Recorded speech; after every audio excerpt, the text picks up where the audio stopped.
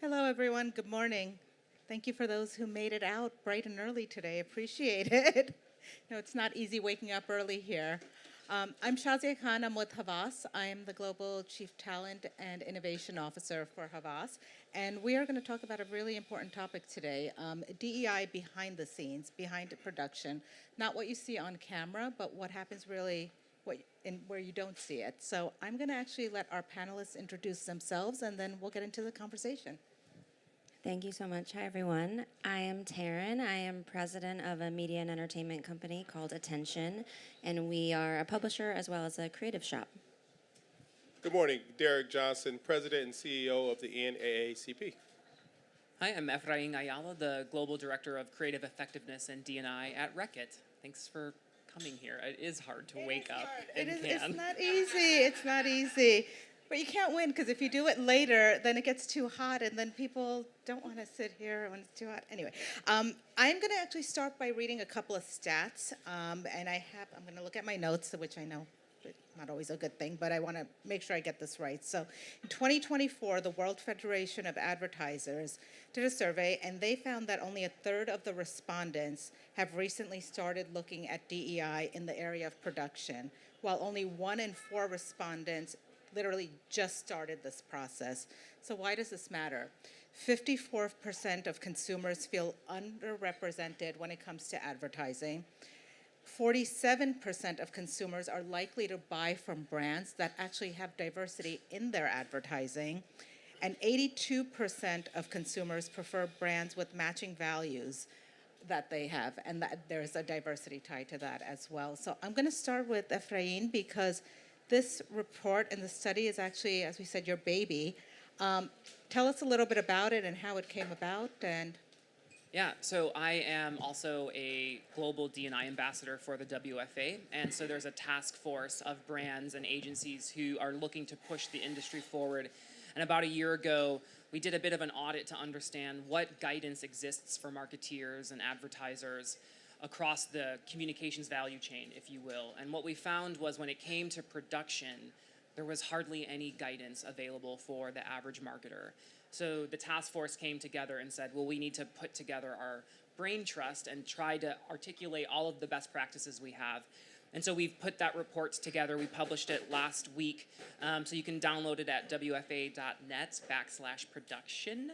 And essentially, it's a culmination of the learnings and best practices from brands like P&G, Unilever, Diageo, Haleon, Visa, and Reckitt, talking about how you think about D&I behind the camera, from partner selection to casting to the technology you're using, especially when we think about AI entering the production ecosystem, and also what's the environment you're creating on set, right? We need to be taking care of the talent that we're bringing to help tell these stories. And so it's a culmination of all of those best practices to helpfully take that one step forward as ad land and continue pushing. Efrain, can you just also talk a little, I loved what you said about tying money to it and working with procurement, just like before we move on. I just thought that was a really interesting way to make this happen. Yeah, I think as advertisers, the production ecosystem can be very complicated. You're often not the contract owner, right? It's a series of subcontractors. So you might have difficult times like managing people you don't technically, legally are in charge of. So for us, what we do is we put clauses in all of our contracts with our agencies and set expectations of them in terms of the partnerships that they're striking for production. So that might include, mandating the triple bid process, or putting a set of best practices and a code of conduct on set, and then letting talent give you feedback after the production to see, did your agency partners create the experience that you expected them to? And when you start to create data like that in the system, you can create mechanisms of remuneration, right? So you can say, if you don't deliver this, you're not going to be remunerated in the same way. And you can think about bonus and malus in that context. And when you start to make those requirements in contracts, it suddenly becomes, oh, wow, it's really easy to do these things. Things happen when you tie it to money, right? Taryn, talk to us a little bit about Gen Z, because it's, as we said, like, people want to see authenticity on, represented, not just, brands kind of putting things that don't really feel authentic. Like, talk to us a little bit about Gen Z and authenticity and what they're looking for. Yeah, absolutely. Look, Gen Z is the most diverse generation that's ever existed, and they don't think about representation in the way that I think other generations do, because for them it's just inherent. They are multi-hyphenate, they are intersectional, and so when you talk about creating content from a brand standpoint, you need to make sure that you're not just creating content for one specific lane, because everything intersects, and everything from culture, gender, background, it's all part of the ecosystem. And so it's incredibly important that you're looking at through every stage of production, from concept and creation to casting to in front of and behind the camera. Do you have representative voices editing and in the edit bays, and then even in your distribution? Those types of inputs are really material to make sure that, number one, the content you're making is authentic, and then also number two, that it's not performative.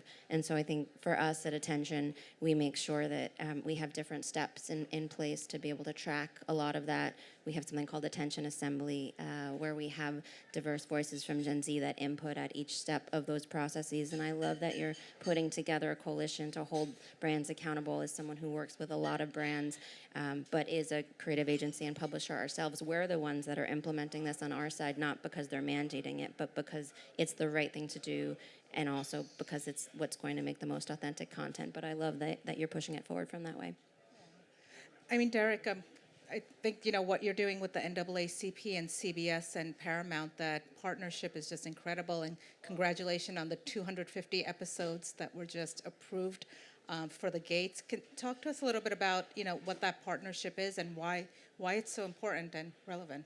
So for the NAACP, we're an advocacy organization, but we also understand that art is advocacy.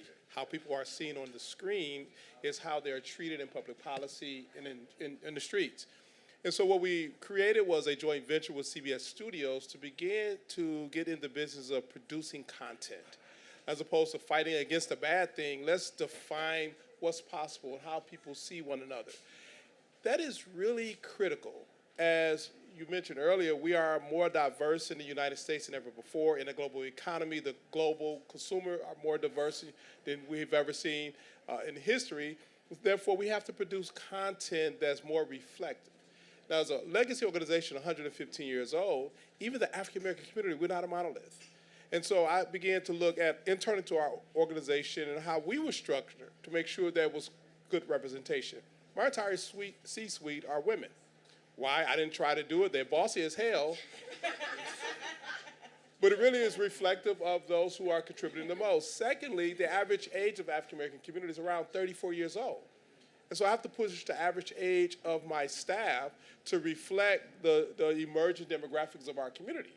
So if I'm doing that internally, it is important for brands to also do that in terms of decision-making, so that you are putting out fires before they even are created.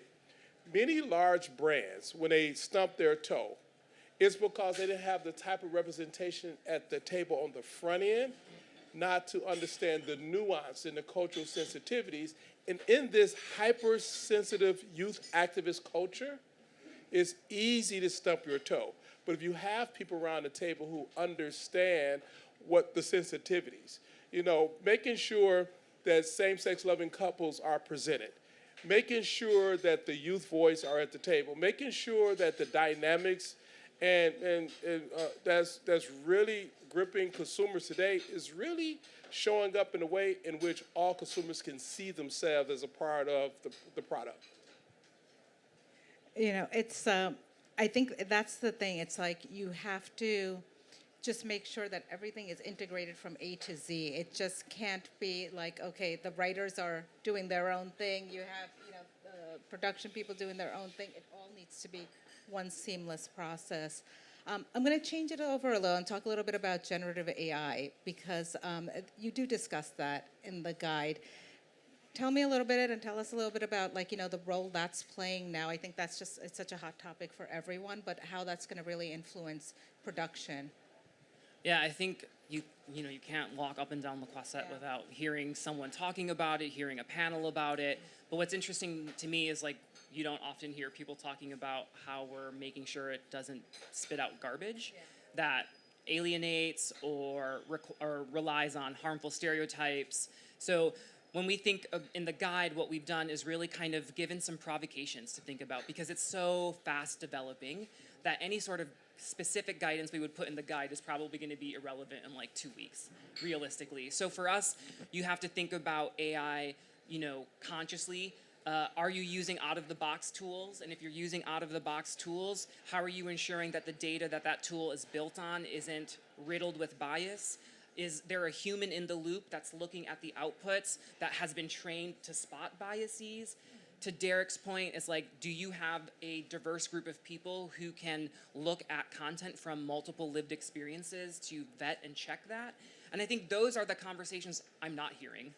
I'm hearing a lot about the technology and how cool it is and how easy it's going to make things. But what I'm not hearing enough is, how are we protecting it? And how are we creating those guardrails within the system so it's not spitting out harmful things? And we've seen over the last couple of months, Google had to take down Gemini for a while because it was spitting out stuff that didn't make sense. We've seen Dolly and all of those, Midjourney, they have spit out some pretty terrible things. So we have to consciously be thinking about it. And I do not see a world in which you're going to be able to not operate with generative AI in the near future. So if that is a truth we're going to hold, what are we doing to make sure that the data's good, or there's a human in the loop and someone's constantly looking at that? Because without that, you're basically automating some of the worst parts of what we've produced as an industry before. And we have to hold ourselves accountable. The industry has done some pretty harmful things. That's kind of what we're known for, a little bit. Yeah, no, it's there's an opportunity with certain aspects, but yeah, it can be dangerous. I mean, it can absolutely be dangerous. Taryn, I'd love to talk a little bit about what is attention doing in that space, for content development, and just take us through some of the methodologies that you're using as well. Yeah, absolutely. Well, just to build on the generative AI for a moment, so in addition to making sure that, of course, the way that you implement it throughout the production process is responsible, we are also looking at the founders and elevating underrepresented voices who are leaders in AI, because I think that's how you're really going to get to the root of the problem. So there are some things that we're announcing soon that I can't share, but it's all about elevating underrepresented voices in AI that I'm really excited about.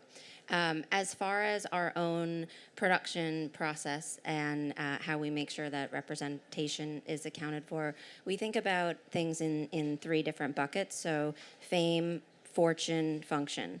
So bear with me for a moment. So fame, are you making sure that you are giving and providing opportunities for representation? And that's from everyone from elevating directors all the way through to editing staff. Function, operationally, things like working with procurement. And then fortune, are people getting equitable pay? And so I think you really need all 3 of those in order to make sure that you're setting the foundation for representation across. And so just an interesting stat, creators, we do a lot of work at Attention with creators in the creator economy. Creators who are BIPOC, on average, there are some varying statistics, but receive anywhere from 30 to 35% less than their white counterparts. And so making sure that you are not only sourcing creators and talent for brands and for ourselves as a publisher, but also paying them equitably to their peers, that's really how you have to make systemic change. Did you see the big TikTok setup?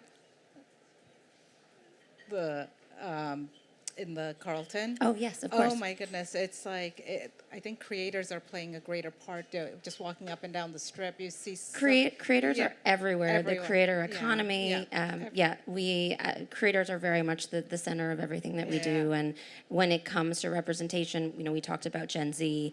They are watching more creator content than they are premium production now. The storytelling and narrative of vertical video is very much the new narrative, and so making sure that you integrate that in a way that's meaningful with representative voices is really crucial. Yeah. Derrick, you talked a little bit about the production part with CBS, but what do you think brands can learn from what the NAACP is doing with CBS, for any brand people out here? So our relationship with CBS Studios, we are producing content.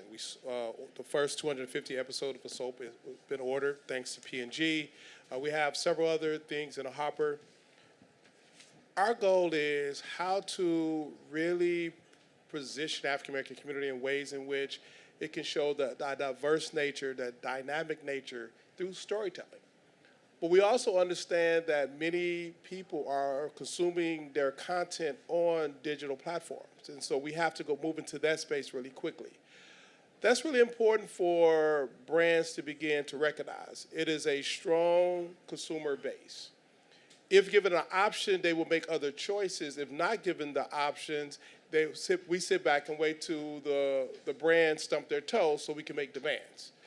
The best thing that can happen for brands is to be aggressive to ensure that that consumer base is heard, that it's reflected in their values, but more importantly, how goes the African American community is how goes the African diaspora. And then in a global economy, the consumption of information in the Afro-Latino community, the consumption of information on the continent of Africa, 1.2 billion people, half of which are under the age of 21, that's really an anchoring opportunity for an emerging consumer base. And so for NAACP and our initial relationship with CBS Studios is our ability to begin to help brands to understand the value of dynamic and creative content. Much of the culture of the African American community is actually monetized and spread across the globe, whether it's rap or jazz, if you name the deal. But what would it look like if brands got in front of the conversation and not appropriate the culture and actually participate with the culture in promoting your products? It would be a more inclusive way to not only position your products, but honor the very consumers that's creating a huge profit margin for many brands. Are there any brands that you think are doing this really well? What day is it? Huh? What day is it? Things evolve, right? And things move, and so it's always an ongoing moving target. So, I don't want to call any particular brand. I can say some bad practices, right? Don't wait till you stump your toe because you don't have people around the table to catch a nuance that should have been caught. Part two, don't be patronizing. Don't wait and think you can write a check away to solve a problem, which is much more than the one mistake because your table's not reflecting individuals who understand what's offensive or not. But more importantly, start now aggressively to ensure that the level of inclusion that should have been there all along is there. As you look at the global consumer base, that many, many individuals are positioned to participate with the brand and their products if you simply open up to tap new markets. I grew up in Detroit, in the inner city, rough neighborhood. That's a market that's not tapped into for many brands. It's a flyover zone. Just like in many parts of New York City or south side of Chicago, in the low country of South Carolina, those are flyover zones. Those individuals, they actually purchase things every day. How do you become more inclusive and recognize that it's a difference between someone who grew up in the low country of South Carolina, the Geechee Gullah culture, compared to someone in New Orleans, the Creole culture, compared to someone, I can go on and on and on, right? So having someone at the table, people at the table to understand if you want to penetrate new markets, there are many markets right in the U.S., but how you penetrate the U.S. African American market is how you can set the tone for the African diaspora. I just want to build on that if I can, because I think I agree with you. But I also want people to be aware, don't just hire someone to then be the representative for an entire community and then turn to them to be like, will you guys like it? Black people say. Because I've been in that spot and be like, oh, will the queer people like it? I was like, I don't know. I'm like a white gay man. I'm a very specific part of that family, and so I can't speak for all of us. I can't even speak for all white gay people. So if you don't have the ability to have diversity at the table, find research partners who can specifically recruit minoritized or often unheard voices into your consumer research, because to me, that's one of the first things you should be doing. And if you are working with consumer research and you're not asking their ability to recruit specific voices, then you're basically marketing to the lowest common denominator. Just to build on that, in addition to everything that you all said, I think it's also incredibly important for brands to think about the full ecosystem of the content that they're creating and the media mix of where it's going to live, because it's not only about making content with representation in front of and behind and with collectively around, but it's how communities are going to be consuming that content and information, and making sure that there's representation in the ways that the content is put out. So I'll give you a quick example. So we worked with a brand a few years back around a really amazing new product that had Braille incorporated for people who were visually impaired.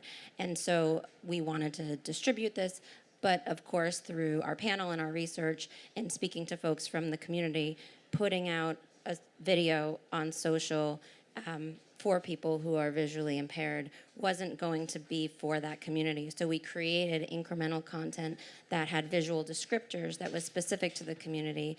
And so I think that's just one tiny example of then when the content and the campaign went live, we could link to that and be inclusive. So not only in what you're doing, but how it's showing up. And so when you think about underrepresented communities or connectivity challenges that folks have, making sure that the media plan is really thoughtful in how you're reaching those communities is the only way that you're going to truly make an impact.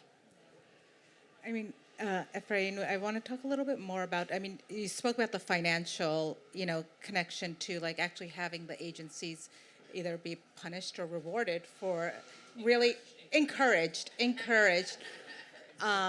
But tell me a little bit about what else like Reckitt is doing in this space, aside from the financial encouragement to ensure this happens. Thank you.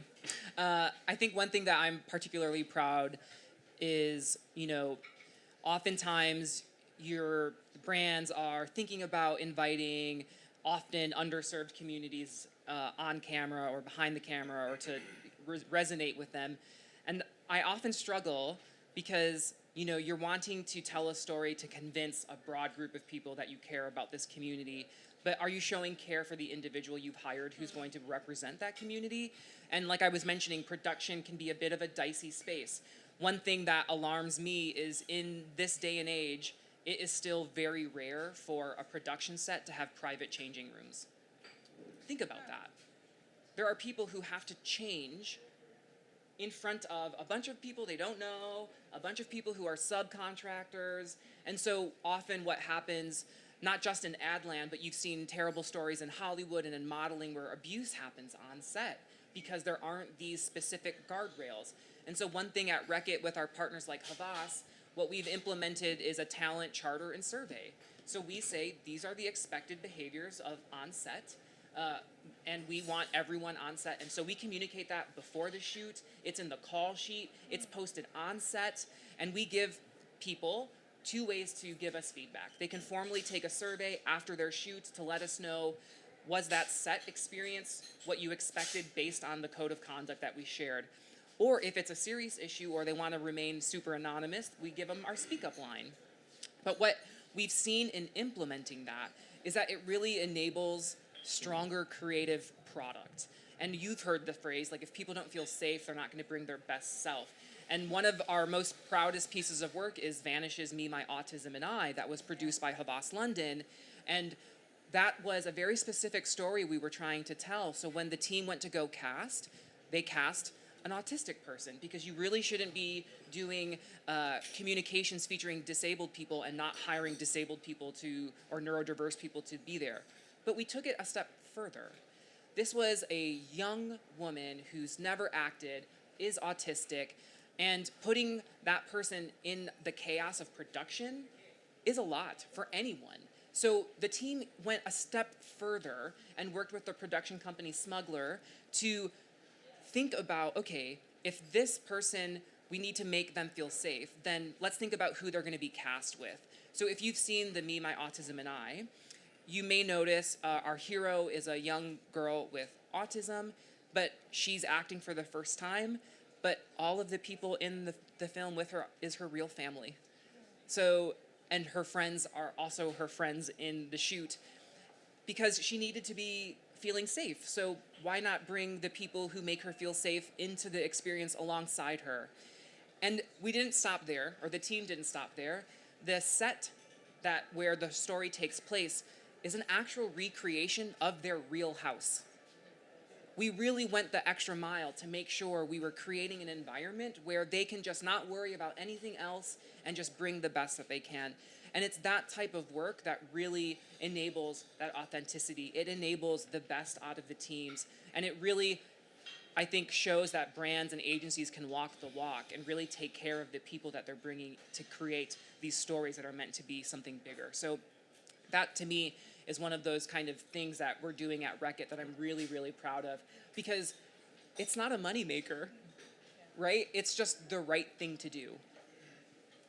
And that's so simple, the right thing to do, right? And it's like if you just follow that as your North Star, I think a lot of times you'll like solve a lot of things that could possibly go wrong. So, and it's a beautiful ad. If you haven't seen it, actually, it's a really, really beautiful and well-produced ad.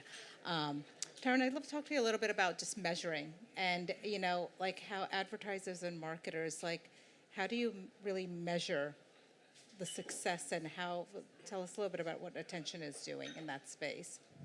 Yeah, so I mentioned the fame fortune function. I think in order to have those types of goalposts, you really need to reward folks who are putting in the work, and that all comes down to accountability and tracking in the numbers. Unless you have the numbers, there is no way to hold any accountability internally or for partners. And so for us, that's everything from I mentioned pay equity, looking at pay equity with talent, looking at pay equity internally for our team and our staff, across representation, looking at equity in different diversity groups, et cetera. It's really a tracking system, and so we have an incredible operations team, and I don't think they get enough. We were laughing about production maybe not getting as many shout-outs as they or procurement, I should say, not getting as many shout-outs as they should. I also think operations and production are undersung heroes. And so the only way that you can truly hold accountability is to know your numbers. And then when you know your numbers, you can look at the data. Okay, we're going to talk a little louder now. So, you know, I think it's about measuring, but it's also about rewarding. And I think what the NAACP, the Image Awards, is just an incredible opportunity to reward some of the beautiful work that's done from a production talent standpoint. I mean, Derrick, talk to us a little bit about the award show and artist advocacy. And So it's like my intro music coming in, so just never mind. So Image Awards started 55 years ago, and it was created because there was literally a blackout of actors and artists in the entertainment industry. And so the award show was created to celebrate individuals who were providing of their gifts. We have since expanded it to over 60 categories because we realized that makeup artists, costume designers, people behind the scene, they were not being recognized. They didn't feel like they had a home. And as a result of that, we've seen the show grow. And that's really important because you have so many individuals who thought that, hey, I want to be a star, be in front of the camera, not recognizing that there's a whole set of industries behind the camera. And so the Image Awards show allows for individuals, our members particularly, to begin to see what's behind the camera and how they can engage and participate, whether it's a literary submission or, I said it earlier, makeup. And as a result of that, Black Hollywood really celebrate the fact that we've expanded it and now we're more inclusive. So it's gone from one night show to a week of activities identifying and celebrating individuals. About 4 years ago, Naomi Campbell reached out. She said, Derrick, no one celebrates black models. I had no concept. I've been looking at Naomi Campbell all my life. I mean, I celebrate her every time I see her. And so we created a fashion show. And it has now become one of the most attended activities because we are recognizing individuals who are in the fashion industry, models, in ways in which they can be celebrated and uplifted. And for me, I had no concept that those individuals who oftentimes were in the the very minority, they had no place, no home to be appreciated. It's a great opportunity for brands also to participate, to see the value of all the talent, and also recognize some of that talent in the projects that you are working on, because it really is a feast and famine industry. I have a son in the industry, and he's famine most of the he's feasting, so. I just want to add on to the Image Awards. If you have not attended, we are inviting everybody here to attend. It is a fabulous week of events and really celebrating, I think, the beautiful work on screen as well as behind the scenes that is coming out of the industry. February 22nd. Oh, you have a date? Oh, yeah, everything's set up. Come on out, February 22nd. All right. We have to hurry up before the Grammys took all the dates. Good dates. We'll see you all there. I have a question for actually all of you. We'll end it on this. What do you see the future, for when it comes to marketing and a more inclusive marketing, both on and behind the scenes as well? And what can brands do better? Yeah, I don't know if this is gonna happen, but this is my wish. I'm kind of like manifest destiny. I'm gonna put it out there, and then hopefully it continues. I think on screen, I would just love to see representation come organically and naturally. For example, using the queer community, it's like we had this time where every time a queer person was featured on camera, it was like a coming out story, or some sort of my family disowned me story and I have to find my chosen family narrative. I would just love to see Adland just show queer people brushing their teeth or doing laundry or ordering Ubers, because we do that every day. We're not coming out to everyone all the time. By the way, I'm gay, guys, so I've come out. So I think in front of the camera, I'd love to see us kind of think about representation as like a natural opportunity to resonate with majority population versus representation and diversity becomes a niche specific story that commodifies their lived experiences. So I'd love to kind of move to a place where it's just people brushing teeth and doing daily things. Behind the camera, there's a huge gap in terms of the equal opportunities. And thinking about makeup artists as well. How many times are brands telling their agencies, I really want a more diverse cast, but they're also not saying, and make sure the makeup artist and the hairstylist can work with the talent, because oftentimes there will be diversity on camera, but unfortunately that talent has to work with a makeup artist who's never worked on dark skin, or a hairstylist who's never worked on textured hair, and sometimes can damage their hair and mess up their skin, which then prevents them from getting work. So if you're gonna be asking for diversity in front of the camera, you better be also doing it for behind the camera. And I think those are the two things I would love to see more in Adland.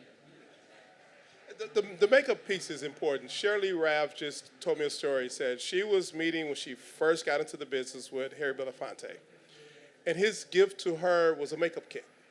So you're gonna need this because you're gonna find that they're not gonna have your shade. So take this kit. He said that was a lesson that he and Sidney Poitier had to learn, and that persisted for almost 30 years. That's unfortunate. Just like the LGBTQI plus community, the African American community is dynamic, is diverse. We don't want any more stories of trauma, because there's so many rich stories that are out there. Netflix, when they did, I think it was one of the Obama's production, did the story Rushton, by Rushton, who's one of my heroes, right? Here's an African-American man, openly gay in the 30s, 40s, and 50s, and the actual architect behind the March on Washington. It was his brainchild, logistically, to put it together. But that story was never told. How many African-Americans, gay men, who had to live in the shadows because they didn't have someone to look up to? Because all they had heard was, I have a dream speech, not realizing that it was Wyatt Rushton who was actually the person. There are so many rich stories. P&G, I think, have done a great service, because you wake up, you can see all types of people buying ties. You can see all types of people buying any number of products, because what P&G have decided with Mark Pritchard, like, listen, everyone needs to wash their clothes, and we want them to wash it with ties. So we should appeal to everyone. That should be the reality with all of the ad agencies and and the product lines, because in this most diverse America that we've been in this global economy that's even more diverse, everyone is buying something. And so let's reflect them in the purchase, in the ads that we put out there, in the contents that we create. Yeah, I think it all comes down to creativity.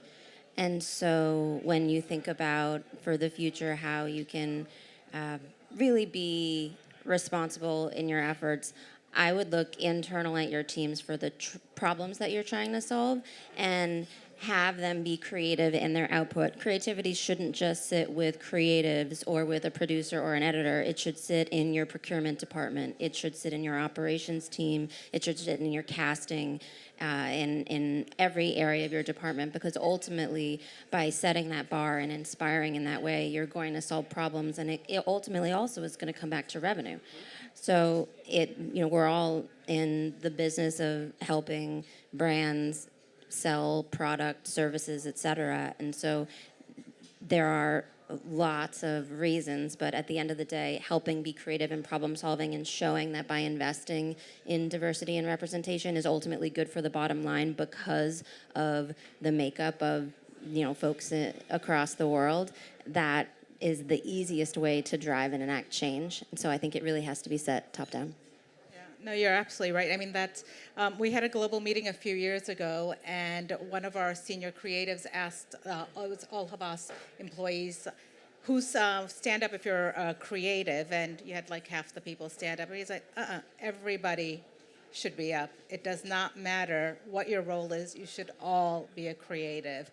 And I think really having that mindset is so important. We're running low on time. I really wanted to thank you all, and thank Infillion, thank Laurel really for helping putting this together, and Caroline somewhere.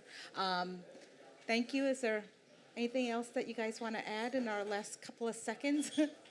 Download the production guide if you are looking for those kind of first steps or next steps to think about some of the stuff that we've talked about today. Yeah, I just thought about a story. It's going to be short. African Americans, we over-index in a liquor called Hennessy.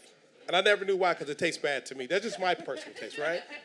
It's because World War II veterans refused to purchase American-made whiskey because it was named after Confederate generals. That's why. Uncle Nearest is one of the fastest growing brands in the spirits business. Why? Because Fawn Weaver, African-American woman, created the right narrative and now promoting it, and now it is $1 billion+ company and growing. If you tap into the culture sensitivities of many communities, you will find there are markets that exist. And I just encourage you to tap into markets that exist. And we're, as NAACP, we're here to help you identify those markets within the African American community. Yeah. I have to talk over Havas. You have to talk to those people. In the era of the 30-second spot, you would see a lot of intersectional casting, which I think was great. Sort of one of everything. Some people thought it was pandering. On the other hand, I see it as a little bit of progress. But now we're in a digital world. Everything's addressable. Are you optimistic about the digital future in this topic? I'm confused because I don't know what's AI generated. I don't know what is propaganda by an interest that's not in the best interest. So I think once everything settles down, we begin to figure out what it is. But quite frankly, my now 17-year-old daughter, she loves to say, you're going to get canceled. Why? Because you said X, right? And some of it makes sense. Some of it simply makes no sense. So right now, I think we are in this gray area until things settle down. And it changes every 30 to 90 days of what's acceptable and what's not.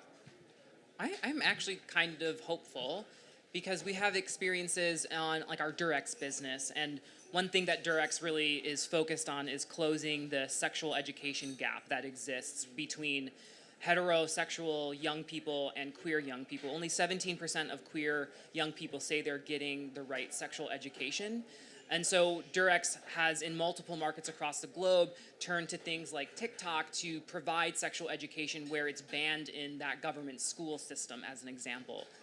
And we've been doing that, and what I think gives me hope is because the digital ecosystem is so well connected and communities are able to kind of find a voice much more easily, we got feedback being like, we love the content, but it's inaccessible to the queer, deaf community.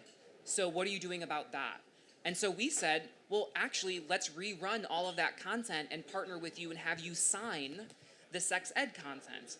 And so that to me is a sign of if brands are open to the feedback and not gonna retreat from feedback, constructive feedback, you won't get that. But if you're a brand and you're open to that, we're making more intersectional content now because we're piped into a feedback loop that we didn't necessarily have before. And so it's really great to see sex ed content being run in ASEAN, which is a very conservative mixed area that also has people signing on top of it. So it's not just available for people who can hear, but also people who have a hearing issue. Yeah, I would just to build on that a bit. I think the intersectionality is important, but it all has to start from the strategy of what the content is. And so if you have a piece of content that speaks to an intersectional audience, then absolutely do versioning for specific messages to those different audiences. But I think it's really dangerous to have some tokenism where you're creating versioning if that doesn't come from the strategy originally, because it's going to be completely inauthentic. So what I've seen as best practices across the industry is you have a 30-second spot and then you have that cut down and optimized and targeted if, again, it is originally in the specific strategy and the insight of the concept, but not a version for the Black community, a version for the queer community, a version for, insert community here. That's where it gets really dangerous. Questions? Thank you all again. Thank you.